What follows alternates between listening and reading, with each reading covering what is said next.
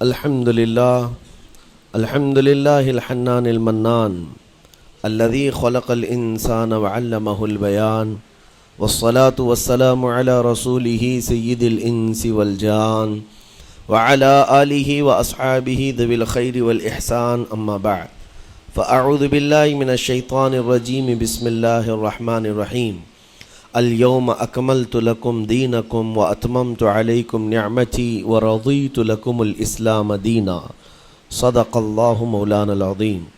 بارگاہ رسالت معاب صلی اللہ تعالیٰ علیہ وسلم میں درود پاک کا ہدیہ پیش کریں۔ اللہم صلی علی سیدنا و مولانا محمد معدن الجود والکرم وآلہ واصحابہ الکرام وابنہ الکریم وبارک وسلم صلاة دائمة سرمدا ابدا۔ قرآن پاک میں ایک ایسی آیت ہے جس کے متعلق یہودی کہتے ہیں کہ اگر یہ آیت ہمارے دین میں داخل ہوئی ہوتی یا ہماری کتاب میں اتری ہوتی تو ہم اس کو عید کا دن منا لیتے۔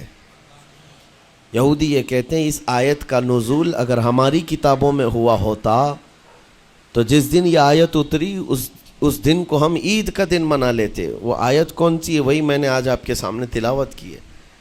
اللہ فرماتا ہے یہ حجۃ الوداع کے موقع پر حضور صلی اللہ تعالیٰ علیہ وسلم کا آخری حج تھا آپ کی ظاہری زندگی کا۔ اس دن یہ آیت نازل ہوئی تھی اور حضور اکرم صلی اللہ تعالیٰ علیہ وسلم نے اپنا حج مکمل کر کے ارشاد بھی فرمایا تھا کہ آج کے بعد ہو سکتا ہے کہ میں اس جگہ پر تم سے دوبارہ ملاقات نہ کروں۔ اور وہ آخری حج کہا جاتا ہے اور آخری خطبہ بھی حضور کا خطبۃ الوداع جس کو کہتے ہیں مشہور ہے۔ اس وقت یہ آیت اتری تھی۔ آیت کا معنی پہلے سن لیں، ترجمہ۔ رب تعالیٰ فرماتا ہے الیوم اکملت لکم دینکم واتممت علیکم نعمتی، آج کے دن میں نے تمہارا دین مکمل کر دیا اور میری نعمتیں پوری اتار دیں۔ ورضیت لکم الاسلام دینا، اور تم کو اسلام دے کر میں راضی ہوا۔ یہ آیت ہے۔ کسی بھی دین کے بارے میں یہ دعویٰ نہیں ہے کہ وہ پورا کمپلیٹ ہے سوائے اسلام کے۔ پہلے جتنے دین آتے رہے بعد میں اور اس میں شوشہ تھا کہ آخری نبی آنے والے ہیں، شریعت پھر بدلے گی۔ موسیٰ علیہ السلام کا زمانہ آیا، ان کی شریعت تھی، پھر اس کے بعد زمانہ تبدیل ہوا، عیسیٰ علیہ السلام کا دور آیا، شریعت بدلی ہے۔ عقیدہ نہیں بدلتا، شریعت یہ لا کو کہتے ہیں، قانون، قوانین بدلے جاتے رہے۔ آدم علیہ السلام کی شریعت میں الگ قوانین تھے، نوح علیہ السلام کی شریعت میں قانون الگ تھے، بدلتی گئی شریعتیں، لیکن آ کر سٹاپ ہو گئی حضور پاک صلی اللہ علیہ وسلم کے اس دین پر۔ اور پھر رب تعالیٰ نے فرمایا اب دین کمپلیٹ ہو گیا، اب شریعت نہیں بدلی جائے گی قیامت تک، اس میں رد و بدل نہیں ہوگا۔ جو حرام ہے وہ قیامت تک حرام رہے گا، جو حلال ہے وہ قیامت تک حلال رہے گا۔ اب کوئی دنیا میں نہیں آئے گا جو اس شریعت میں کوئی نیا حلال پیدا کرے، نیا حرام پیدا کرے۔ حضور اکرم صلی اللہ تعالیٰ علیہ وسلم کا یہ دین کمپلیٹ ہے، مکمل ہے۔ اب آپ سنیے، قرآن پاک نے جب یہ فرما دیا کہ دین مکمل ہو گیا، یہ وعدہ، یہ دعویٰ کسی اور دین میں نہیں ہے، صرف اور صرف اسلام میں ہے کہ یہاں پیدا ہونے سے لے کر کے وفات تک کے مسئلے اللہ تعالیٰ نے تمہیں بیان کر دیے۔ وَلَا رَطْبٍ وَلَا يَابِسٍ إِلَّا فِي كِتَابٍ مُبِينٍ، کوئی خشکی کی چیز بھی نہیں ہے، کوئی تری کی چیز بھی نہیں ہے جس کو قرآن نے بیان نہ کیا ہو۔ رب تبارک و تعالیٰ نے ساری چیزیں بیان فرما دی، تمہاری شریعت کمپلیٹ ہے۔ آج تمہیں اپنی زندگی گزارنے کے لیے لا، قانون کسی ایرے غیرے کے پاس سے لینے کی ضرورت نہیں۔ اسلام ہر قانون تمہیں دیتا ہے، چاہے بچوں کے معاملات ہوں، چاہے جوانوں کے معاملات ہوں، شوہر بیوی کے حقوق ہوں، ماں باپ کے حقوق ہوں، استاد شاگرد کے معاملات ہوں، پڑوسیوں کے حقوق ہوں، تجارت کے، لین دین کے، نکاح کے، خلا کے، عدت کے، طلاق کے، سارے مسائل پورا کا پورا تفصیل کے ساتھ اسلام تمہیں دیتا ہے۔ اس طرح کا کوئی لا پوری دنیا میں نہیں ہے جس طرح اسلام کے پاس ہے۔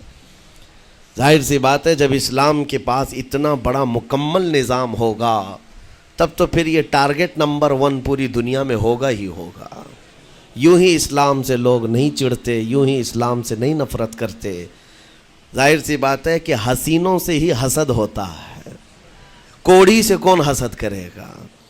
جس کو کوڑ کی بیماری ہو اس سے کوئی حسد نہیں کرتا۔ ایک حسین دوسرے حسین سے بھی نفرت کرتا، حسد کرتا ہے، یا کم صورت والا اچھی صورت والے سے حسد فطری طور پر کرتا ہے۔ اسی لیے محاورہ کہا گیا ہے کہ حسینوں سے حسد ہوتا ہے، تو اسلام میں جو حسن ہے تو جتنے جلنے والے ہیں اتنے زیادہ حسد کرنے والے پیدا ہوتے ہی رہیں گے۔ اب آپ کے لیے یہ فخر کی بات ہے کہ دنیا جسے ٹارگٹ نمبر 1 کہتی ہے، جس سے چڑھتی ہے اور جلتی ہے، الحمدللہ رب تبارک و تعالیٰ نے وہ دین ہمیں عطا فرمایا۔ وہ اس لیے نہیں ہے کہ لوگوں کے چڑھنے کی وجہ سے میں فخر کر رہا ہوں، اس لیے کہ میرے دین کے علاوہ کوئی دین ایسا نہیں جو یہ دعویٰ کر سکے کہ ہم کمپلیٹ لا رکھتے ہیں، صرف اور صرف اسلام کے پاس ہے۔ میں یہاں کھڑے ہو کر کے یہ صرف الفاظ کی پھیکم پھاک نہیں کر رہا ہوں، چیلنج ہے یہ۔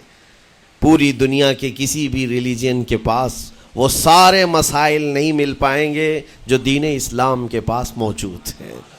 دین اسلام کے لیے اگر آپ کو میں بتا دوں کہ اس کا جو فقہ کا نظام ہے، مسئلے مسائل، جس کو اگر آپ پڑھنے کی کوشش بھی کریں زندگیاں بیت جائیں، صرف اور صرف ایک چیپٹر پر کتابیں لکھی ہوئی ہیں، صرف نکاح کے مسئلے کتابیں پوری ہیں، صرف طلاق کے مسئلے پوری کتابیں موجود ہیں۔ اتنا وستار کے ساتھ، اتنا تفصیل کے ساتھ کوئی دین نہیں پیش کرتا، صرف اور صرف اسلام ہے۔ یہ باتیں میں آپ کے سامنے کیوں رکھ رہا ہوں میرے عزیز ہو؟ تاکہ تمہیں یہ احساس ہو کہ اللہ نے کون سی نعمت تمہیں دی ہے۔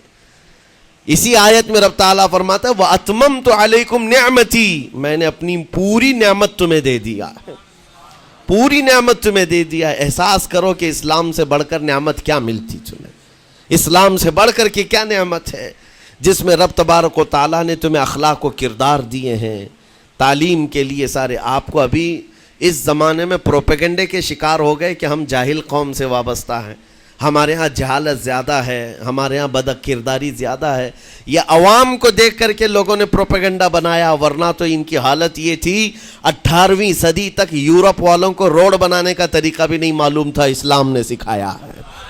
ان کو پارلیمنٹ میں بیٹھنے کا قانون نہیں معلوم تھا، اسلام نے قانون عطا کیے ہیں۔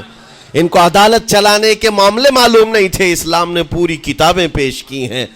اٹلی اور ڈنمارک جو آج یورپ کی کنٹریز میں شامل ہوتے ہیں، یہاں کے بادشاہوں کے بچے اسلامی علماء کے پاس اندلس میں پڑھنے کے لیے جاتے تھے، عیسائیوں کے، دوسروں کے، انگریزوں کے بچے، اور جب پڑھ کر کے آتے تھے اٹلی اور ڈنمارک میں واپس تو پورے لوگ ان کو دیکھنے کے لیے بھیڑ لگاتے کہ یہ علماء اسلام سے پڑھ کر کے آ رہے ہیں۔ دنیا کو قلم پکڑنا سکھایا ہے اسلام نے۔ آپ کو ابھی میں اس موضوع پر نہیں بات کر رہا ہوں جو اسلام نے پوری دنیا کو دیا ہے۔ آج یہ جو گھڑی دیکھتے ہیں نا ہر جگہ پوری دنیا کا ٹائم، سب سے پہلے مسلم علماء نے اس کو ایجاد کیا ہے۔ دنیا کو ٹائم دیکھنے کا طریقہ اسلام نے سکھایا ہے۔ آپ کو ایک دو نہیں، آج پوری دنیا میں میڈیکل سرجری جو بھی ہوتی ہے، آپ کو پتہ ہے چیر پھاڑ کرنا ہر جگہ ضروری ہو گیا ہے، آپریشن تھیٹر، ساری دنیا جو سرجری کرتی ہے اس کے بیسک قانون بو علی سینا اسلامی عالم کے لکھے ہوئے ہیں۔ آج بھی امریکہ کی یونیورسٹی میں یہ کتاب داخل ہے، کیلیفورنیا میں۔ اس اسلامی علماء نے جو پوری دنیا کو دیا ہے وہ ایک الگ ٹاپک ہے۔ وہ اس کی ترقی اور عروج کا وقت تھا۔ اسپین میں کیمسٹری میں سب سے پہلے ایجاد کرنے والے علماء موجود ہیں، جابر بن حیان ہیں، جو الجبرا پوری دنیا کو دیا ہے۔ آج ہر یونیورسٹی، ہر کالج میں الجبرا کا سبجیکٹ ہوتا ہے۔ کس نے لکھا ہے؟ دنیا کو چلنے کا سلیقہ اسلام نے سکھایا ہے، بولنے کا طریقہ اسلام نے سکھایا ہے۔ سیاست کے معاملات آپ کو پتہ ہے، پہلے کے دور کی سیاست یہ تھی جو بادشاہ بن گیا اس کا راج ہے، اس کا قانون ہے، اور رات کو خواب میں کوئی چیز دیکھے تو صبح قانون بنا دے گا۔ بادشاہوں کا مزاج ہے، خواب میں کوئی چیز نظر آ گئی صبح وہ قانون بن گئی۔ تو یہ تو سلسلہ چلتا تھا پوری دنیا میں، اور آج بھی دنیا اس بات کی قرضدار ہے کہ حقیقت میں سیاست کسی نے سکھائی ہے تو وہ عمر ابن خطاب کی سیاست ہے۔ صدیق اکبر کی سیاست ہے۔ خلفائے راشدین نے جو حکومت و سیادت کر کے دنیا کو دکھایا ہے اس کی مثال کوئی پیش نہیں کر سکتا۔ اسی لیے ہمارے اس دیش کے جانتے ہیں جن کو موہن داس کرم چند گاندھی کہا جاتا ہے، گاندھی جی کو آج سارے لوگ یاد کرتے ہیں۔ گاندھی نے یہ کہا ہے اپنے دور کے حکومت چلانے والوں کو مثال اگر کوئی دے سکتا ہوں تو ابو بکر اور عمر کی دے سکتا ہوں، کیونکہ یہ کالپنائیں نہیں ہیں، یہ خیالی نہیں ہیں، یہ فیلڈ میں اترے ہوئے لوگ ہیں۔ وہ صدیق اکبر اسلام نے دیا ہے جس نے پوری دنیا کو فاقہ کشی میں خود رہ کر کے لوگوں کی بھوک مٹانے کا سلیقہ عطا کیا ہے۔ اس عمر ابن خطاب کو اسلام نے دنیا میں پیش کیا ہے جس عمر فاروق کا حال یہ ہے پورا مدینہ رات کو سوتا ہے اور یہ خلیفہ وقت گلیوں میں گشت کر رہا ہوتا ہے کہ کوئی بھوکا نہ سو رہا ہو۔ آپ کو پتہ ہے وہ عمر ابن خطاب رات کے وقت گزرتے ہوئے ایک گھر کے قریب سے جا رہے ہیں تو دیکھا ایک مرد باہر بیٹھا ہوا ہے، اندر سے رونے کی آواز آ رہی ہے۔ اس کے مرد سے پوچھا آپ نے، وہ نہیں پہچانتا تھا، آپ کبھی حجاب ڈالتے کبھی پردہ ڈالتے اور رات کو گلیوں میں مدینے کے گشت کر رہے ہوتے۔ اس مرد سے پوچھا کیا معاملہ ہے؟ کہا کہ میری بیوی کے بچے کی ولادت کا وقت قریب آ گیا ہے، درد ذہ میں مبتلا ہے اور گھر میں کوئی نہیں ہے، تکلیف ہے۔ جانتے ہو حضرت عمر فاروق رضی اللہ تعالیٰ عنہ اپنے گھر سے اپنی بیوی کو، اپنی بیٹی کو، اپنی بہو کو بلوایا اور کہا جاؤ یہاں پر گھر میں بچے کی ولادت ہونے والی ہے، اس کی تیمارداری کرو۔ صبح تک خلیفۃ المسلمین کے گھر کی عورتیں ایک غریب کے گھر کی عورت کی تیمارداری کر رہی ہیں۔ جب بچے کے ولادت کی آواز آئی سب سے پہلے مبارکبادی دینے والے عمر ابن خطاب ہیں۔ اس سے کہتے بھائی تمہیں مبارک ہو، اللہ نے بیٹا عطا فرمایا۔ وہ خوش و خرم ہے کہ میرا کوئی رشتہ دار نہیں ہے، اجنبی رات کو آیا ہے اور مجھے مبارکبادی بھی دیا، میرے گھر کے سارے کام کاج بھی اٹھا لیا اور اپنی پیٹھ پر گھر سے بوریا لا کر کے آٹے اور راشن کا اس گھر میں پہنچایا اور کہا خوش و خرم رہو، اللہ نے تمہارے گھر میں برکت دی ہے۔ صبح اٹھ کر کے وہ لوگوں کو بتا رہا ہے اللہ نے رات کو ایک عجیب فرشتہ بھیجا، میرے گھر میں اکیلی عورت تھی، درد ذہ میں مبتلا تھی، 3 عورتیں بھی آئی اور ایک مرد بھی آیا، رات بھر میرے ساتھ بیٹھا رہا، مجھے کھلایا پلایا بھی، میرے گھر کی تیمارداری بھی کر کے گیا۔ لوگوں نے کہا جانتے ہو کون تھا؟ وہ عمر ابن خطاب امیر المومنین تھے۔ دنیا کو یہ سیاست کا سلیقہ دینے والا اسلام کا وہ عظیم سپہ سالار ہے۔ آج بھی آپ کو میں بتاؤں اٹلی میں اور ڈنمارک میں اور کچھ کنٹریز میں ایک دن منانے کا پرستاؤ پیش کیا جا رہا ہے۔ یہ نہیں کہہ رہا ہوں ریچرڈ کا یا ریمونڈ کا، کوئی جو بڑے بڑے ان کے سپہ سالار ہیں ان کا ایک دن منایا جائے گا جن کو مطلب کوئی بہت بڑا نوبل پرائز ملا ہو۔ میں یورپین کنٹریز کی بات کر رہا ہوں جہاں وہ اپنے بادشاہوں کے پیدائش کا دن یا ان کے کسی اینیورسری کو منانے کا پرستاؤ نہیں پیش کر رہے، بلکہ یورپ کی یہ 2 کنٹریاں ہیں جو یہ پرستاؤ پیش کر رہی ہیں کہ سال میں ایک دن ایسا منایا جائے جس کا نام صلاح الدین ایوبی ڈے ہونا چاہیے۔ یہ ہم نہیں کہہ رہے ہیں، دنیا آج بھی اس بات کو تسلیم کرتی ہے، صلاح الدین جیسا جرنیل دیکھا نہیں ہے۔ عزیزان گرامی وقار، یہ چند مثالیں میں آپ کے سامنے رکھا اور اس کے بعد پھر میں تمہیں جھنجھوڑ کر پوچھتا ہوں، اپنے دل پر ہاتھ رکھ کر کے بتاؤ اسلام سے اچھا کوئی راستہ ہے؟ قرآن یہی کہتا ہے وَمَن يَبْتَغِ غَيْرَ الْإِسْلَامِ دِينًا فَلَن يُقْبَلَ مِنْهُ، جو اسلام کے علاوہ دوسرا راستہ لے کر کے آئے گا قیامت کے دن اس کا کوئی قبول نہیں کیا جائے گا، نہیں قبول کیا جائے گا، بلکہ وہ سب سے بڑے گھاٹے میں ہوگا، آخرت کے دن خسارہ اٹھانے والوں میں ہوگا۔ آج تمہارے پاس وہ عقل سلیم اللہ تعالیٰ نے دیا جس کو تھوڑی بہت شدھ بدھ ہونا، عقل کا استعمال کرتا ہو، وہ بھی اسلام کے متعلق سوچے گا کہ میرے دین میں اتنی اچھائیاں ہیں، آج تک رب تعالیٰ نے مجھے یہ پیشانی کسی کے سامنے جھکنے نہیں دیا۔ کہیں جھکاتے ہو؟ ارے کھانا کھاتے ہیں، کھانا تو روزانہ ضروری ہے، اور رزق کے معاملے میں تو لوگ ایسے، دنیا کہتی ہے پیٹ پوجا، ہم پیٹ پوجا نہیں کہتے۔ کھانے کے لیے بعض لوگ کہتے ہیں نا پہلے پیٹ پوجا ہو جائے، پوجا کا لفظ ہی ہم استعمال نہیں کرتے۔ کھانا برتن میں رکھا ہوا ہے، آپ کے گھر میں کھانا لا کر کے دیا جاتا ہے، تو کیا آپ سر جھکا کر چاٹ کے کھاتے ہیں یا لقمے اٹھا کر ہاتھ سے کھاتے ہیں؟ ہاتھ سے کھاتے ہیں۔ باقی جانوروں کو دیکھو، بکری کھاتی ہے منہ جھکا کر کھاتی ہے، بیل بھینس وغیرہ سب سر جھکا کر کے کھاتے ہیں، رزق کو چاٹ کے کھاتے ہیں، ان کا سر جھک جاتا ہے. لیکن تمہارے سر کو رب نے اتنا محترم رکھا کہ روز جو تمہیں رزق کی ضرورت ہے اس کے سامنے بھی مت جھکاؤ. سر جھکانا ہے تو رزق کے سامنے نہیں، رزاق کے سامنے جھکایا جائے. تمہاری پیشانی کو محترم رکھا گیا ہے کہ تم جھکو گے تو کس کے سامنے؟ صرف رزاق جو ہمارا پالنہار حقیقی ہے. اور حد تو یہ ہے میرے عزیزو، یہ دنیا کی واحد قوم ہے، یہ واحد مذہب ایسا ہے، یہودی ہوں، عیسائی ہوں، ہندو ہوں، کوئی بھی ریلیجن آپ لے کر کے آئیں، جس کو وہ بہت زیادہ مانتے ہیں یا جس کو گاڈ کہتے ہیں یا جس کو بھگوان کہتے ہیں، ان کی صورت بھی ہوگی، مورت بھی ہوگی، اور سامنے دیکھتے ہیں اور جھکتے ہیں، عبادت کرتے ہیں. لیکن تنہا مسلمان ایسے ہیں، کروڑوں مسجدیں ہوں گی، کہیں خدا کی کوئی تصویر دیکھا ہے؟ کہیں مسجدوں میں خدا کا کوئی مورت یا صورت بنائی ہوئی دیکھا ہے؟ نہیں ہے. یہ واحد قوم ہے جو بن دیکھے مولا کی بارگاہ میں سجدے میں جھک جاتی ہے. صرف بات اتنی ہے کہ ان کو یہ کہنا پڑے گا، اگر میں کہوں میرے نام پر آ جاؤ جھک جاؤ، نہیں، کوئی نہیں جھکائے گا. ہاں یہ کہنا پڑے گا امام کو بھی، اللہ اکبر، اللہ سب سے بڑا ہے. پھر کوئی پیچھے کھڑا ہوا یہ نہیں پوچھتا کہ کس نے کہا، کون پکار رہا ہے، پیشانی لے جا کر زمین پر لگا دیتے. کیوں؟ ہماری پیشانی خالص اللہ کے لیے ہے. میرے عزیزو، یہ وہ پرائیورٹیز ہیں اور یہ اسپیشلٹی ہے آپ کے اس کمیونٹی کی، جس کو مجھے آپ کے سامنے رکھنا ہے. اتنی سارے اچھے گلشن کو چھوڑ کر اگر کوئی بربادی کی طرف جائے تو پھر سوائے بدنصیبی کے کیا ہے اس کے پاس؟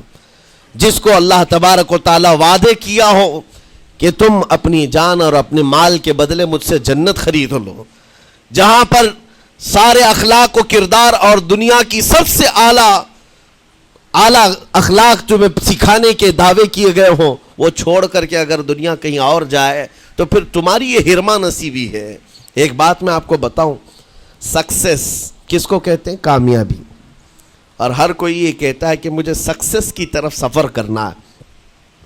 10ویں پاس نوجوان کو بھی پوچھیں کہ کوئی بھی کورس کر رہا ہے، آگے جا رہا ہے، کیوں جا رہا ہے؟ کچھ سکسیسفل لائف گزارنا ہے، کامیاب زندگی گزارنا ہے، اس کے لیے دروازے کھٹکھٹا رہا ہے. تمہیں پتہ ہے ان مسجدوں کے میناروں سے جو آواز گونجتی ہے اذان کی، اس میں ایک لفظ آتا ہے، سارے لفظ تو آپ کو یاد ہوں گے، اللہ اکبر بھی کہا جاتا ہے، اشہد ان لا الہ الا اللہ بھی، اشہد ان محمد رسول اللہ بھی ہے. اس کے بعد ایک لفظ پکارتا ہے مؤذن، حی علی الصلاۃ. حی علی الصلاۃ کا مطلب ہوتا ہے آؤ نماز کی طرف، آؤ نماز کی طرف. اس کے بعد ایک اور لفظ پکارتا ہے حی علی الفلاح، جس کا معنی معلوم ہے آپ کو؟ مؤذن یہ کہتا ہے آؤ کامیابی کی طرف، آؤ کامیابی کی طرف. ٹوٹل یہ دن میں 10 بار مؤذن پکارتا ہے. فجر میں 2 بار، ظہر میں 2 بار، عصر میں 2 بار، مغرب میں 2 بار، عشاء میں 2 بار. کتنی مرتبہ پکارا؟ 10 بار پکارا تمہیں، آؤ کامیابی کی طرف. لیکن ایک بات یاد رکھو، یہ پکارنے والے مؤذن کی حالت مت دیکھو کہ یہ پکار رہا ہے، بلکہ یہ رحمان کی صدا ہے، یہ اللہ کی صدا ہے جو تمہیں بلا رہا ہے. یہ تو اپنی آواز اور اپنے الفاظ سے ترجمانی کر رہا ہے اور تمہیں اللہ کی صدا تمہارے تک منتقل کر رہا ہے. لیکن حقیقت میں بلانے والا کون ہے؟ اللہ ہے. مسجدوں میں بلانے والا کون ہے؟ اللہ ہے. اللہ کی صدا پر آپ آ رہے ہو. اب سوچو، جو رحمان تمہیں 10 مرتبہ دن میں یہ بات پہنچا رہا، آؤ کامیابی کی طرف، آؤ کامیابی کی طرف، تم اس چیز کو چھوڑ کر کے کامیابی ان لوگوں کے سامنے ڈھونڈنے نکلے جن کو پیشاب کرنے کا سلیقہ نہیں معلوم، جن کو کھانے پینے کے طور طریقے نہیں معلوم. ان لوگوں کے پاس ہمارے بچے اگر کامیابی ڈھونڈیں گے تو بات یہی ہے، ٹوپی کو سر پر پہنو تو اچھا لگے گا، لیکن دوسری جگہ پہننے لگو تو بیوقوف کہیں گے، ظلم کر رہے ہو ٹوپی کے ساتھ. اسی طرح میں کہتا ہوں مسلمان کو اللہ کی بارگاہ میں آ جانا سب سے بڑی کامیابی ہے. اور اگر دوسروں کے ہاں در در بھٹکتا ہے تو گویا کہ اس نے اپنی حیثیت کو ہی گرا دیا ہے. اسی لیے اقبال نے کیا کہا تھا، بہت اچھی بات، کہ وہ ایک سجدہ جسے تو گراں سمجھتا ہے. گراں کا مطلب کیا؟ بھاری. ایک سجدہ کرنے میں تو بھاری پن محسوس کرتا ہے، وہ ایک سجدہ جسے تو گراں سمجھتا ہے، ارے 1000 سجدوں سے دیتا ہے آدمی کو نجات۔ در در جھکنے سے تو تمہیں بچا لیتا ہے۔ اس کے سامنے بھی جھکا، نیتا کے سامنے بھی جھکا، سیٹ کے سامنے بھی جھکا، پولیس کے سامنے بھی جھکا، جج کے سامنے بھی جھکا، سب کے سامنے جھک رہا ہے۔ ایک سجدہ یہاں کر لے، مولا ہر سجدے سے تجھے آزاد کرتے۔ یہاں جھکنے والا پھر کہیں اور نہیں جھکتا۔ ہاں اسی لیے شاعر نے کہا ہے، مرد حق باطل کے آگے مات کھا سکتا نہیں، سر کٹا سکتا ہے لیکن سر جھکا سکتا نہیں۔ یہ ہماری تاریخ ہے جو آپ کے سامنے ہے۔ آپ کو پراؤڈ فیل ہونا چاہیے کہ رب تعالیٰ نے مجھے کون سی بڑی نعمت عطا کی، اتنی عظیم نعمت ہے۔ ایک واقعے کے ساتھ میں اپنی گفتگو کو آپ کے اندر ڈالنے کی کوشش کرتا ہوں۔ حضور پاک صلی اللہ تعالیٰ علیہ وسلم کے دین کی حلاوت اور چاشنی کس کو ملے گی؟ پتہ ہے 3 چیزیں جو ایمان کی لذت جس کو ملتی ہے وہ پھر دوسری جگہ نہیں منہ مارتا، ادھر ادھر نہیں دیکھتا کہ کہاں کامیابی ہے، کہاں سکسیسفل ہے، بلکہ جس کو ایمان کی لذت ملی ہے وہ یہ سوچتا ہے کامیابی میرے نبی کے قدموں میں ہے، مجھے جو ملنا ہے وہ یہیں سے ملنا ہے۔ بریلی کے امام کہتے تھے، یا رسول اللہ خلق کے حاکم ہو تم، رزق کے قاسم ہو تم، جو ملا تم سے ملا تم پہ کروڑوں درود، اور تم ہو حفیظ و مغیث، یا رسول اللہ تم ہو حفیظ و مغیث، کیا ہے وہ دشمن خبیث، تم ہو تو پھر خوف کیا، تم پہ کروڑوں درود۔ یہ ایمان کی لذت جسے مل جاتی ہے وہ کامیابی حضور کے قدموں میں ہی دیکھتا ہے، پھر اسے ادھر ادھر کی چیزیں نہیں پریشان کرتی۔ یمن کا ایک قبیلہ تھا بنو کلب، اس قبیلے کے ایک شخص تھے حارثہ نام، ان کی بیوی سعدہ۔ ایک چھوٹا سا واقعہ بتا رہا ہوں۔ حارثہ اور سعدہ چھوٹا سا خاندان تھا، 3 بچے تھے۔ حارثہ کے بیٹوں میں ایک بیٹے کا نام ہے زید، نام یاد رکھیں، بہت امپورٹنٹ نام میں ذکر کر رہا ہوں۔ ایک ہی نام ایسا ہے جو قرآن میں آیا ہوا ہے، وہ زید۔ یہ حارثہ کے بیٹے زید ہے، بیوی سعدہ ہے۔ یہ حارثہ اور سعدہ 3 بچوں کے ماں باپ تھے، ہنسی خوشی زندگی گزار رہے تھے۔ سعدہ ایک دن اپنے بچوں کو لے کر اپنے میکے جا رہی تھی، راستے میں ڈاکوؤں کا حملہ ہو گیا، مال سب چھین لیا قافلے کا، اور اتفاق ایسا کہ یہ 8 سال کے جو زید تھے ان کو بھی ڈاکوؤں نے چھین لیا۔ ایک ماں سے اس کا 8 سالہ بڑا بیٹا چھین لیا جائے تو ماں کی کیفیت کیا ہوتی؟ اس قدر درد میں تھی ماں، جان تو بچ گئی، 2 بچے بھی بچ گئے، لیکن بڑا بیٹا میرے ہاتھ سے چلا گیا۔ مارے مارے صحراؤں میں گھومتی تھی، پکارتی تھی میرا زید میرا زید میرا زید میرا زید۔ ڈاکوؤں نے زید کو کیا کیا؟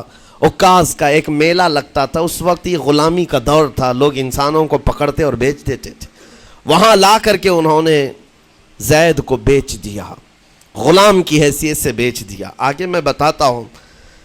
یہاں سعدہ کا حال بے حال تھا، واپس گھر آئی تو باپ اپنے شوہر سے کہا، اور شوہر کا حال تو ایسا تھا کہ وہ زید کو اپنے آنکھوں کا نور، اپنے آنکھوں کا سرور سمجھتا، اور اس قدر پیار و محبت والا باپ مارے مارے گھومتا رہا گلیوں میں، اور ان کا لکھا ہوا ایک اشعار کا منظوم ترانہ ہے جو اپنے بیٹے کی جدائی میں لکھا۔ اپنے تو اپنے دشمن بھی وہ ترانہ سنتے تو رو پڑتے تھے۔ ایک باپ کا درد اپنے بیٹے کی جدائی میں، بہت روتے تھے، بہت۔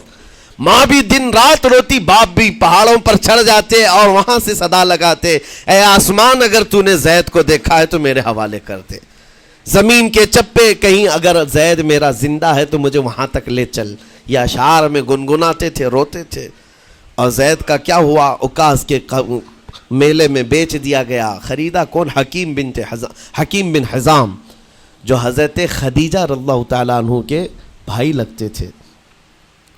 یہ لے کر کے آئے اور حضرت خدیجہ رضی اللہ تعالیٰ عنہ اس وقت مکہ میں اور حضور پاک صلی اللہ علیہ وسلم کے نکاح میں، تو حضرت خدیجہ کے پاس یہ زید آ گیا، بھائی نے گفٹ کے طور پر دے دیا۔ حضرت خدیجہ کے گھر میں یہ زید جب آئے، اس وقت ان کی عمر یعنی 10-12 سال کے آس پاس رہی ہوگی، اور یہ ایسا لڑکا جو چھوٹی سی عمر کا، ادب اتنا تھا، ادب اتنا تھا کہ ہر ایک کا ادب کرتا, بڑے اچھے خاندان سے تعلق رکھنے والا. ہوا کیا, ایک دن آفتاب رسالت, ماہتاب رسالت رسول پاک صلی اللہ علیہ وسلم کی نظر پڑی. دیکھا اخلاق و کردار میں کامل بچہ ہے, اور ایک ہی نظر میں بھاگ گیا. پوچھا حضرت خدیجہ سے, کہا کہ یہ غلام عکاظ کے میلے میں بیچا گیا ہے. حضور نے فرمایا یہ میرے حوالے کر دو, میرے حوالے کر دو. حضور نے جس کو پسند کر لیا ہو, حضور نے جس پر نگاہ رکھی ہو. اب وہ زید خوشی خوشی حضور کے پاس آئے. نبی پاک صلی اللہ تعالیٰ علیہ وسلم ان کے اخلاق سے بڑے خوش تھے, اور اس کے بعد محبت بھی ایسی دی, ایسی شفقت دی کہ زید کو نہ باپ کی خبر تھی نہ ماں کی خبر تھی. جو کچھ تھا وہ رسول اللہ کے پاس تھا. حضور پاک صلی اللہ تعالیٰ علیہ وسلم کی تربیت میں دن گزرتے گئے, بڑے ہو گئے, یہاں تک کہ 16 سال کی عمر تھی. ایک دن حج کے موسم میں یمن کا بنو کلب خاندان آیا ہوا تھا, اور وہاں حج کے دوران وہ لوگ زید کے باپ حارثہ کے لکھے ہوئے اشعار پڑھ رہے تھے اور لوگوں کو رلا رہے تھے. ایک ہمارے قبیلے میں باپ ہے جو بچھڑے ہوئے بچے کی یاد میں روز روتا ہے, اس کے اشعار تو سنو. لوگ سن کر کے رو رہے تھے, یمن کا کوئی ایسا باپ ہے جو یوسف گم گشتہ کی خبر میں رویا کرتا ہے. یہ لوگوں کی بھیڑ لگی تھی, اسی کے سامنے سے زید کا گزر بھی ہو رہا تھا.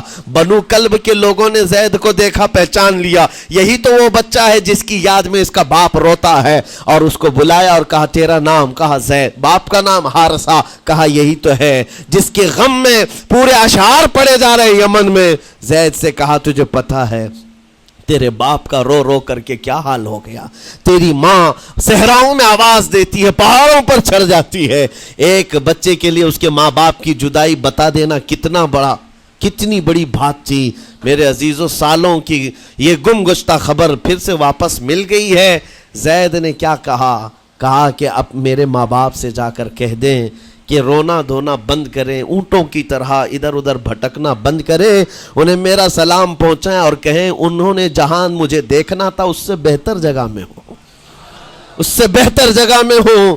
یہ بنو کلب خاندان گیا یمن, جا کر کے باپ سے کہا, حارثہ سے اور سعدہ سے, خبر تمہارے لیے اچھی لائے, تمہارا گم ہوا بیٹا جو پچھلے 10-12 سالوں سے تمہیں نہیں مل رہا تھا وہ حرم کعبہ کے پاس ہمیں نظر آیا ہے. غلام بنا کر لوگوں نے بیچا ہے اسے, لیکن وہ ایک ایسے حسین و جمیل کی غلامی میں ہے, ایک ایسے حسن والے کی غلامی میں ہے کہ زید وہاں سے ہٹنا نہیں چاہتا. باپ نے کہا میرے کلیجے سے پوچھو مجھ پر گزرتی کیا ہے, اس کی ماں سے پوچھو, ایک نظر دیکھ لے گا وہ واپس ہماری جھولی میں آ جائے گا. دوڑتے دوڑتے یمن سے گھنٹوں یعنی جو مہینوں کا سفر تھا دنوں میں طے کر کے پہنچے. مکہ آئے, جیسی آئے تو رسول پاک صلی اللہ علیہ وسلم کو ڈھونڈا. حضور پاک مل گئے تو دھاڑے مار مار کر باپ رونے لگا اور کہا کہ اے محمد صلی اللہ علیہ وسلم, ہم نے آپ کے متعلق سنا ہے یتیموں کے والی ہیں, آپ کا دل بہت بڑا ہے, مجھ باپ کے اوپر رحم کیجئے, برسوں سے اپنے بچے کے لیے ترس رہا ہے, میں اور میری بیوی تڑپتے ہیں, صحراؤں میں آواز دیتے ہیں. حضور نے پوچھا ہوا کیا ہے تمہارے ساتھ؟ کہا ہمارا بیٹا گم ہو گیا تھا, برسوں ہو گئے تھے, لیکن سنا ہے وہ یہاں رہتا ہے. حضور نے پوچھا کیا نام ہے اس کا؟ کہا زید اس کا نام ہے, میرا نام حارثہ ہے. حضور پاک صلی اللہ علیہ وسلم کے محبوب زید کے بارے میں پوچھ لیا. حضور جس سے خود محبت کرتے ہو, حضور جس سے محبت کرتے ہو, باپ نے پوچھ لیا. حضور نے فرمایا کہ ٹھیک ہے, میں ایک باپ کے کلیجے سے اس کے بیٹے کو الگ نہیں کر سکتا, ماں سے اس کے بیٹے کو جدا نہیں کر سکتا, لیکن بات اتنی ہے کہ زید کو بلایا جائے, فیصلہ اس کے ہاتھ میں ہے, فیصلہ اس کے ہاتھ میں ہے. میں زید کو بلاتا ہوں. غلام تھے اس وقت, حضرت زید کو بلایا گیا اور اس وقت بھری جوانی والا زید ہے. جیسی ہی آئے پہلی نظر باپ کو دیکھا, ماں کو دیکھا, ماں باپ تو چیخ پڑے ہمارا زید مل گیا, ہمارا زید مل گیا. لیکن کمال کی بات میں دیکھتا ہوں ایسی دیوانگی پوری دنیا میں نہیں ہے. زید نے دیکھا اپنے ماں اور باپ کو, لیکن اسی وقت اپنی آنکھیں جھکا لی اور حضور کی طرف کر لیا. کہا نہ, ادھر پہلے حضور پاک صلی اللہ علیہ وسلم کی طرف. حضور نے دیکھا کہ زید ماں باپ کی طرف دیکھ نہیں رہے ہو, جو رو رو کر کے برا حال کر چکے ہو. حضور نے زید سے کہا پہچانتے ہو؟ کہا ہاں حضور یہ میرے باپ ہیں. اور یہ میری ماں ہے، یہ میرے چچا ہیں۔ حضور نے فرمایا پھر ملتے کیوں نہیں ہو؟ کہا سرکار اگر اجازت ہو تو ملوں گا، برسوں کا بچھڑا ہوا جوان ہے، آپ اجازت دو تو میں ملوں گا۔ نبی پاک صلی اللہ علیہ وسلم نے فرمایا جاؤ تمہیں اجازت ہے۔ جیسی گئے اس منظر کو جو بیان کیا گیا ہے میرے عزیزوں، ہم پڑھتے ہیں تو آنکھیں بھیگ جاتی ہیں۔ ماں لپٹ کر کے اپنے بچے کو ہر جگہ چوم رہی ہو، باپ سینے سے لگا کر کے دھاڑے مار کر رو رہا ہو، پہلے تو غش کھا کر گر گیا تھا، پھر افاقہ ہوا، یہ دردناک منظر تھا۔ اس کے بعد زید بن حارثہ کو کیوں نہ تکلیف ہو، غم کیوں نہ ہو، ماں باپ بچھڑے ہوئے اتنے سالوں کے بعد دیکھنے کو ملے، دل پر کیا بیت رہی ہوگی۔ میری ماں وہی جو مجھے خشکیوں میں پالا کرتی، تریوں میں پالا کرتی، میرا باپ وہی جو خون پسینے کی کمائی سے مجھے کھلایا تھا، آج آ گیا ہے۔ حضور پاک صلی اللہ علیہ وسلم نے کہا زید یہ جو جذباتی منظر ہے اس کو ختم کر کے اب اعلان کر دو کہ تمہاری ماں آئی ہے تمہیں یمن سے لینے کے لیے، تمہارا باپ آیا ہے، تمہارا چچا آیا ہے تمہیں یمن سے لینے کے لیے، میں نے فیصلہ تمہارے حوالے کر دیا ہے، میں اپنے غلامی سے تم کو آزاد کر دیتا ہوں۔ تم بغیر کوئی فدیہ لیے ہوئے، بغیر کوئی پیسہ لیے ہوئے، اس وقت اپنے غلام کو کوئی چھوڑتا نہیں تھا، لیکن تمہاری ماں کا درد دیکھا نہیں جا رہا، میں آزاد کر دوں گا بغیر کسی فدیہ کے، تو اپنی ماں اور اپنے باپ کے پاس جا سکتا ہے۔ اتنا حضور کا فرمان، آزاد کر دینا مکہ میں آسان نہیں تھا۔ بیٹے کو آزاد کیا حضور پاک صلی اللہ علیہ وسلم نے، تب جانتے ہو وہ کمال کا بیٹا ہے زید بن حارثہ۔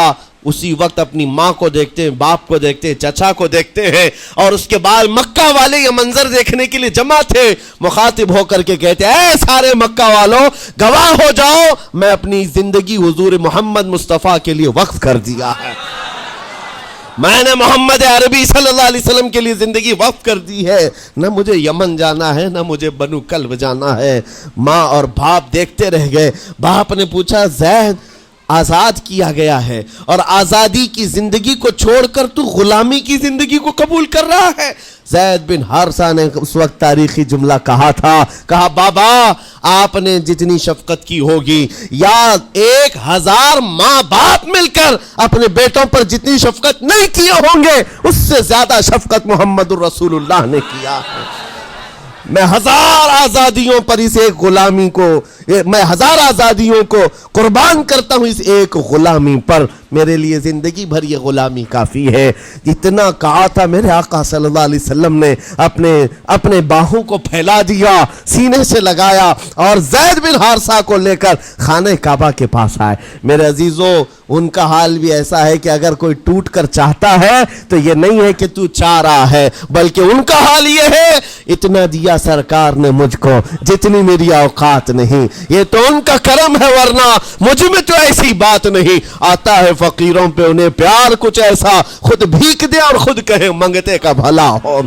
حضور اکرم صلی اللہ علیہ وسلم زید بن حارثہ کو پکڑتے ہیں، خانہ کعبہ کے پاس لے آتے ہیں، ہجوم جمع تھا، مکہ والے سب کھڑے تھے، تب نبی پاک صلی اللہ علیہ وسلم اعلان کر کے کہتے ہیں اے مکہ والوں سن لو، آج سے زید کو میں نے آزاد کیا ہے، اور صرف آزاد نہیں، آج سے یہ میرا وارث ہے اور میں اس کا وارث ہوں، یہ میرا بیٹا ہے۔ حضور نے تنہا ایک ہی صحابی کے لیے کہا یہ میرا بیٹا ہے۔ اور اس کے بعد زید بن حارثہ کو لوگ جو مکہ میں پکارتے تھے زید بن محمد کہتے تھے، محمد کا بیٹا زید، رسول پاک صلی اللہ علیہ وسلم کے بیٹا ہونے کا شرف پایا ہے۔ میرے عزیزوں یہ جنہوں نے حضور صلی اللہ تعالیٰ علیہ وسلم کے دربار کا ایک بار مزہ چکھ لیا تو وہ پھر یوں ہی کہتا ہے پھر کے گلی گلی تباہ، ٹھوکریں سب کی کھائی کیوں، دل کو جو عقل دے خدا تیری گلی سے جائے کیوں۔ حضور پاک کی گلی میں جو ایک بار مزہ لے لے وہ پھر دنیا کی ٹھوکریں نہیں کھاتا۔ اسی لیے آج تم سب کے لیے میرے عزیزو ایک ہی فرمان میرے آقا صلی اللہ تعالیٰ علیہ وسلم کا سنا کر رخصت ہوتا ہوں۔ ایمان کی حلاوت اس کو ملتی ہے جو اپنی زندگی میں سب سے زیادہ اللہ اور اس کے رسول سے محبت کرتا ہے، اللہ اس کے رسول سے محبت کرتا ہے۔ اور دوسری چیز یہ بھی ہے کفر میں جانے کو ایسا ناپسند کرتا ہو جیسے آگ میں ہاتھ ڈالنے کو ناپسند کرتا ہے۔ کفار و مشرکین کے میلے آج لگ رہے ہوں گے لیکن تمہارا امتحان ہوگا، 31 نائٹ آنے والی ہے، یہ آزمائش کی رات ہے، لوگوں کو دیکھا جائے گا کہ تم کون سی عیاشیوں میں جاؤ گے؟ تم اس رات کو کیا دنیا داروں کو دیکھ کر ان کے پیچھے بھاگ جاؤ گے؟ ایک بات یاد رکھو، شیروں کو جس کام کے لیے پیدا کیا گیا اسی کام پہ رہنا چاہیے، اور شیر اگر اپنا کام بھول جاتا ہے تو کتے اس کے اوپر لگ جاتے ہیں۔ تمہارا کام کتوں کی طرح بھونکنا نہیں ہے، تمہارا کام شیروں کی طرح دہاڑنا ہے۔ میرے عزیز، محمد عربی صلی اللہ علیہ وسلم کے وہ شیر جو گٹر اور نالی کے لیے نہیں پیدا کیے گئے، اعلیٰ اخلاق و کردار کے لیے پیدا کیے۔ تم امت محمدیہ خیر امت ہو، شراب پینے کے لیے نہیں، جوا کھیلنے کے لیے نہیں، تاش کے پتوں پر مال اڑانے کے لیے نہیں، غلط نگاہوں کو پھیلانے کے لیے نہیں، آوارہ گردی کے لیے نہیں پیدا کیے گئے۔ تمہاری نسبت رسول اللہ سے ہے، اتنی بات یاد رکھو۔ اللہ نے مجھے خیر امت کہا ہے۔ میری آنکھیں اٹھ رہی ہیں تو فرشتے بھی دیکھ رہے ہیں، رب تعالیٰ دیکھ رہا ہے۔